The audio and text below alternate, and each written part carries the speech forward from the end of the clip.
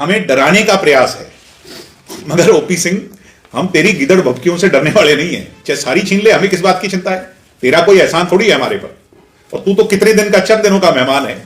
ये मैं कह रहा हूं, ये विनाश काले विपरीत बुद्धि, नायब सिंह सैनी को समझ जाना चाहिए कि ये विनाश काल पर चल चुका ये आदमी ओपी सिंह जो है।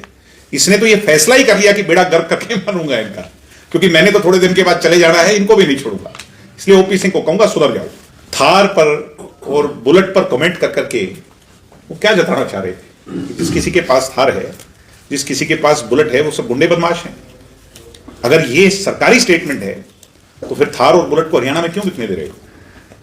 फिर तो महिंद्रा के और इनके जो बुलेट का जो रॉयल एनफील्ड है, ये कंपनी बंद हो जानी चाहिए हरियाणा में से। इसको बेचने का अधिकार ही नहीं होना चाहिए। यानी एक बात तय है, मान लीजिए ये तानाशाह लोग हैं और इनके हाथ में अब ये जो कलम आ गई, इसको उस तरह की तरह इस्तेमाल कर करके ये लोगों की मूल भावना को काटना चाहते हैं। मुझे मेरी सिक्योरिटी की चिंता नहीं है, ना मैंने सिक्योरिटी इनसे मांगी थी। एक घटना घटी थी, इन लोगों ने एनालाइज किया और एनालाइज कर कर थ्रेट परसेप्शन को जाना, उसमें कहीं इनको महसूस हुआ, इन्होंने मुझे एक सिक्योरिटी पर्सनल दे दिया, अब वो मुझसे छीन लिया। मैं हाथ जोड़ करके कहूंगा, मुझे सिक्योरिटी की जरूरत नहीं है।